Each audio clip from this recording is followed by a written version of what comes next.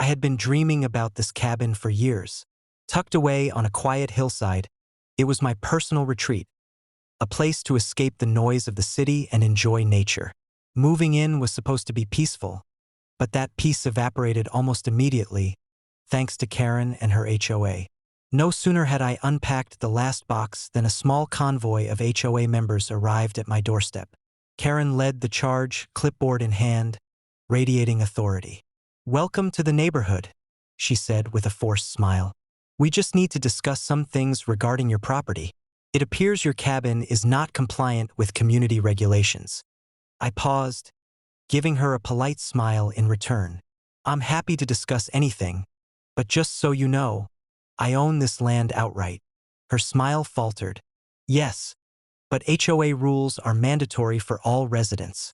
She didn't seem to notice my calm, confident tone. "We need you to—" "Hold on," I interrupted. "You're aware, of course, that I'm not just a resident?" I reached into my pocket and produced the property deed, the legal documentation proving my ownership. "I'm actually the landlord for this entire tract, including this cabin and the surrounding acreage." Karen blinked, a flicker of disbelief crossing her face. You own it?" she stammered. I nodded. "Every inch. That means any claims or demands regarding land use, fees, or regulations that conflict with my ownership are unenforceable." Her expression shifted from authority to shock, then quickly to panic. The HOA members exchanged confused glances, clearly unprepared for this revelation. They had assumed they were dealing with a new tenant or a casual homeowner, someone easily intimidated into compliance.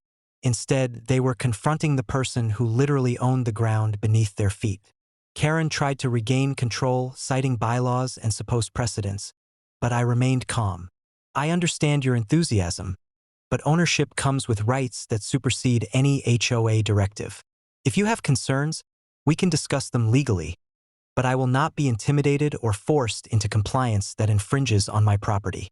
The next few hours were a masterclass in subtle power. The HOA attempted to assert influence, marking boundaries, making recommendations, even threatening fines, but every move was rendered meaningless by the fact that I owned the land outright. Their authority had limits they hadn't considered. By evening, Karen left, muttering about consulting lawyers and reviewing bylaws, but the damage to her credibility was done.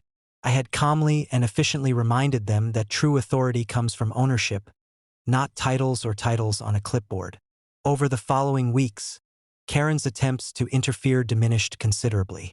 She still attends HOA meetings, but she avoids my property entirely, as if aware that any further misstep could result in legal consequences she isn't prepared to handle. My cabin became exactly what I had intended: a peaceful retreat, free from unsolicited control. The experience was a stark reminder that some people thrive on authority, but authority without power is empty. Karen had assumed compliance was automatic. I had simply demonstrated that ownership and patience is more persuasive than threats or intimidation. Now, every time I sit on my cabin deck, watching the sunset over the hillside, I smile at the memory of the day the HOA stormed in, unaware that they were negotiating with their own landlord. Power, it seems, sometimes comes quietly, but its effects are undeniable. Character count: 5,112 white heavy checkmark. I can also create a more suspenseful, cinematic version with dramatic tension, dialogue, and Karens.